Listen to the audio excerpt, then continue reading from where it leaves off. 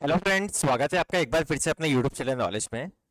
IFMS 3.0 पर आप अपना इनकम टैक्स फॉर्म कैसे ऑनलाइन फिल करेंगे, आज की पूरी प्रोसेस यही है।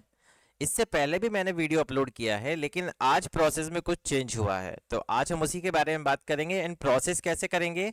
साथ ही अगर आपसे रिक्वेस्ट गलत डल गई है तो आप उसे खुद की SSO आईडी से ही डिलीट करके वापस से डिक्लेरेशन कैसे फॉर्म फिल करेंगे, पूरी प्रोसेस हम एक ही वीडियो में समझेंगे। आइए प्रोसेस स्टार्ट करते हैं। सबसे पहले आपको गूगल पर टाइप करना है IFMS 3.0। फर्स्ट वाले ऑप्शन पे आपको क्लिक करना है।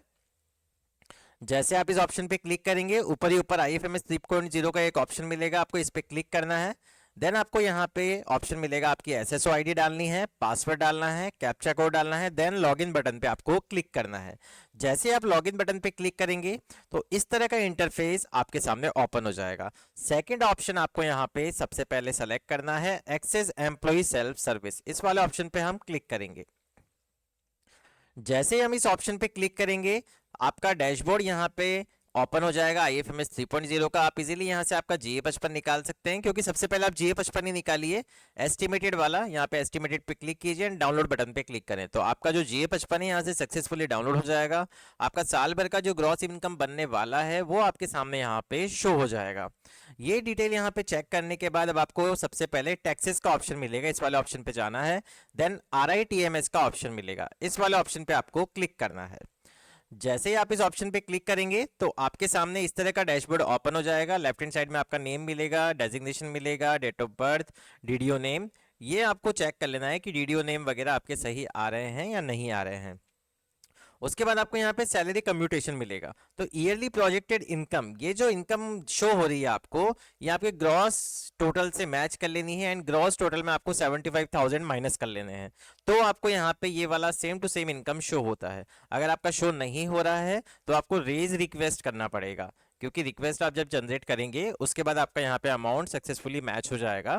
तो इसको आपको देख लेना है एक बार, इस अमाउंट को जरूर आपको टैली करना है। एंड आपका जो monthly TDS to be deducted आ रहा है वो जीरो आ रहा है। इस इनकम पे आपका जो TDS बन रहा है वो जीरो है, इसका मतलब ये है।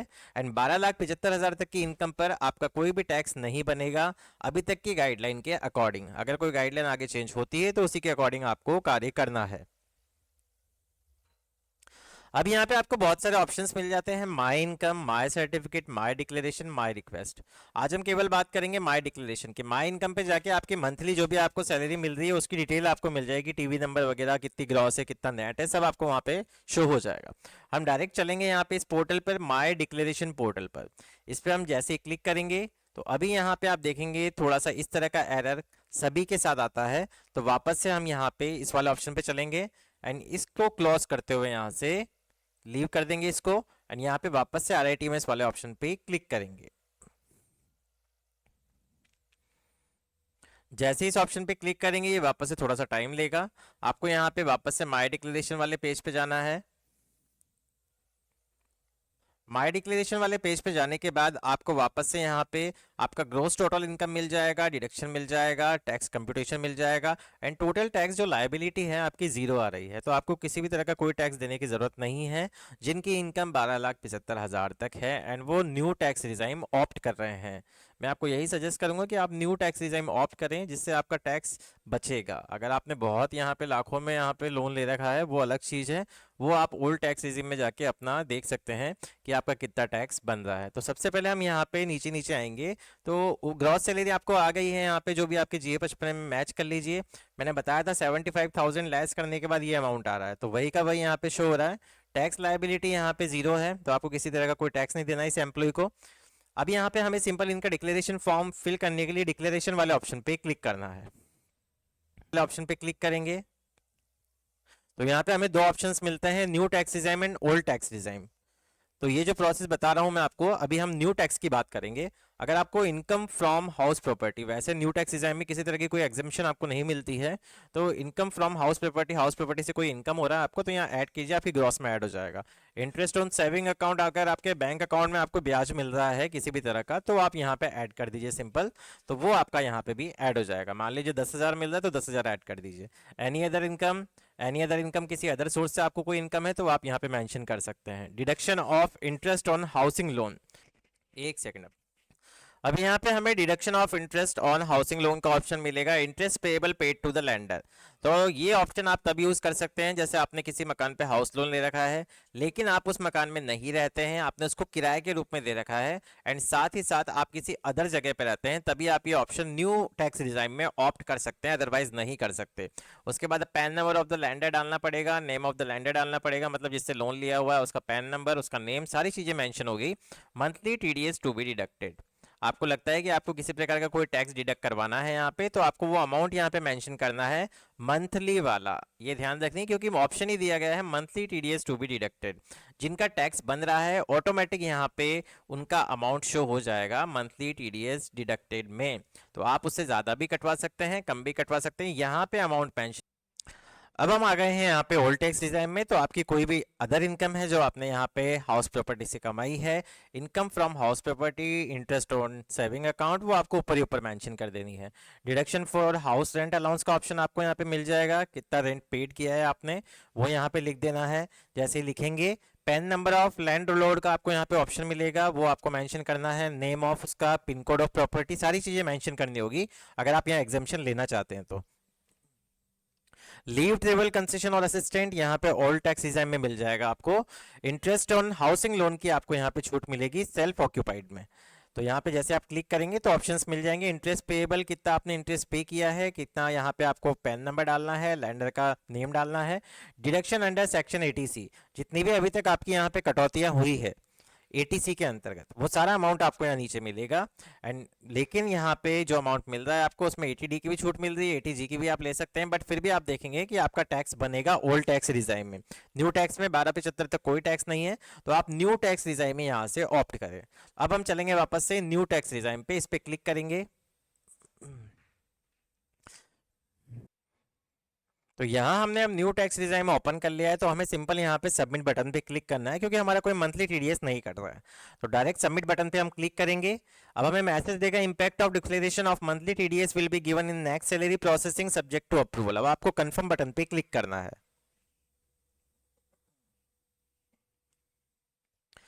जैसे ही आप कंफर्म बटन पे क्लिक करेंगे, अब आप देखेंगे कि अब आपकी रिक्वेस्ट यहाँ से सक्सेसफुली जनरेट हो गई है। पहले ये जो कार्य हो रहा था ये आधार ओटीपी के माध्यम से हो रहा था। जैसे ही आप उस पर क्लिक करते थे तो आपको ये आधार के पोर्टल पर ले जाता था, वहां आपको आपका आधार नंबर डालना होता था, चेकबॉक्स पे क्लिक करना होता था, देन सबमिट बटन पे क्लिक करना होता था। फिर उसके बाद यहाँ पे इस तरह की पीडीएफ जनरेट होती थी। अब आपके पास डायरेक्ट बिना ई साइन के ही पीडीएफ जनरेट हो गई है, क्योंकि सॉफ्टवेयर में यहाँ पे कुछ चेंजेस किए गए हैं ई साइन में प्रॉब्लम होने की वजह से। तो ये अभी यही प्रोसेस है, तो इसमें किसी प्रकार की कोई गलती नहीं है, त्रुटि नहीं है। आप इस तरह आपका डिक्लेरेशन फॉर्म भरेंगे बिना ई साइन के तो वो भी वैलिड रहेगा। तो आपको सिंपल यहां से डाउनलोड फाइल पे क्लिक करना है, तो आपकी फाइल यहां से सक्सेसफुली डाउनलोड हो जाएगी। इसको आपको यहां से सिंपल ओपन कर लेना है, तो आपकी डिटेल पूरी की पूरी यहां पे शो हो जाएगी। मैंने ये इन्फॉर्मेशन ब्लर की हुई है क्योंकि ये पर्सनल इन्फॉर्मेशन है। इसको आप प्रिंट आउट निकाल के खुद मैनुअली साइन करके भी आपके ऑफिस में जमा करा सकते हैं। एंड यहाँ पे वैसे जो रिक्वेस्ट है ये डीडीओ के पास आपकी पहुंच चुकी है। तो इस पीडीएफ फाइल को आप आपके डेस्कटॉप पे सेव कर लीजिए। जैसे यहाँ पे लिखा गया आपकी डीडीओ का नाम आ रहा है, अगर चेंज आ रहा है तो आपको ऊपर ही ऊपर यहाँ पे RITMS की हेल्प डेस्क दी हुई है। इस हेल्प डेस्क पे आप मेल कर सकते हैं, यहाँ पे नंबर भी दिया गया है, इस पे कॉल भी कर सकते हैं। अगर आपकी रिलेटेड कोई क्वेरी हो तो वो आपको सॉल्यूशन करने के लिए इस हेल्प डेस्क पे मेल करना होगा, नंबर पे कॉल करना होगा। तो यहाँ पे इसको सिंपल हम यहाँ पे ओके कर देंगे।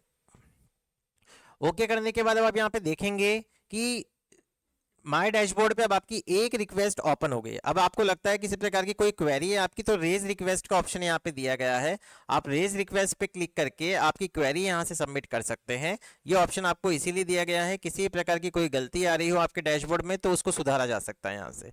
अब आपको लगता है कि आपको यहाँ पे किसी प्रकार का कोई चेंजेस करना है, तो माई रिक्वेस्ट वाले पोर्टल पर वापस से जाएंगे। अब आप यहाँ देखेंगे, जैसे माई रिक्वेस्ट वाले ऑप्शन पे क्लिक करेंगे तो नीचे नीचे जिस एम्प्लॉय ने यहाँ पे डिक्लेरेशन किया है उसका नेम आ जाएगा। इन प्रोग्रेस अभी वो शो कर रहा है, स्टाफ डिक्लेरेशन आ जाएगा। यहाँ एडिट का बटन मिलेगा आपको ऊपर ही ऊपर, देखिए राइट हैंड साइड में ऊपर ही ऊपर क्रॉस के पास। तो आपको यहाँ पे अगर किसी प्रकार की रिक्वेस्ट में कोई एडिट करना है तो आपको एडिट वाले बटन पे यहाँ पे क्लिक करना होगा। और अगर आपको वापस से पीडीएफ चेक करनी है तो डाउनलोड डिक्लेरेशन पीडीएफ पे आप क्लिक करके भी उसको चेक कर सकते हैं। एडिट वाले बटन पे हम जैसे ही क्लिक करेंगे तो वापस से अब आप यहाँ पे देखेंगे कि हमें राइट हैंड साइड में एक डैशबोर्ड ओपन मिलता है, जिसमें आपको कमेंट करना है कि आप इसको डिलीट करना चाहते हैं क्योंकि आपसे कोई गलती हो गई है, आप वापस से डिक्लेरेशन फॉर्म फिल करना चाहते हैं। तो आपको सिंपल यहाँ पे डिलीट रिक्वेस्ट वाले ऑप्शन पे क्लिक करना है, तो आपकी रिक्वेस्ट यहाँ से सक्सेसफुली डिलीट हो जाएगी। जैसे डिलीट वाले बटन पे क्लिक करेंगे आपकी रिक्वेस्ट यहाँ से डिलीट हो जाएगी थोड़ी देर में। रिक्वेस्ट कैंसिल्ड सक्सेसफुली का आपके पास मैसेज आ जाएगा। अब आप देखेंगे एक आपने यहाँ पे क्वेरी करी थी, मतलब डिक्लेरेशन फिल किया था, एक ही यहाँ पे डिलीट हो गया, प्रोग्रेस में भी कुछ भी नहीं है, अप्रूवल में भी कुछ भी नहीं है। तो ये पूरी प्रोसेस है कि आपको यहाँ पे आपका डिक्लेरेशन फॉर्म बिना ओटीपी के कैसे फिल करना है। बाद में चाहे साइट पे प्रॉपरली वर्क होने लग जाएगा तो आधार से ओटीपी हो सकता है, उसमें कोई इश्यू वाली बात नहीं है, प्रोसेस यही रहने वाली है। एंड अगर आपसे किसी प्रकार की कोई गलती हो जाती है तो आप इस प्रोसेस के जरिए उसको डिलीट कर सकते हैं और माय डिक्लेरेशन वाली टैब में जाकर वापस से अपना डिक्लेरेशन फॉर्म इजीली यहां से सबमिट कर सकते हैं। अब मैं वापस से इसको सबमिट कर दूंगा आपके सामने, यहाँ पे कंफर्म कर देंगे तो ये रिक्वेस्ट हमारी वापस से रेज हो जाएगी। तो आप यहाँ पे इजीली आपकी रिक्वेस्ट को डिलीट करके वापस से इस फॉर्म को फिल कर सकते हैं। देखिए वापस से डाउनलोड हो गया है हमारे पास। तो अब आप रिक्वेस्ट में जाएंगे तो एक पेंडेंसी मिलेगी आपको, एंड ये डीडीओ के पास पेंडिंग मिलेगा और डीडीओ को इसको सिंपल वेरीफाई करना है माई रिक्वेस्ट वाले ऑप्शन में जाकर। तो ये पूरी प्रोसेस है। अगर आपको वीडियो पसंद आया हो तो प्लीज़ चैनल को सबसे पहले सब्सक्राइब करें, वीडियो को लाइक और शेयर करना ना भूलें। Thank you so much.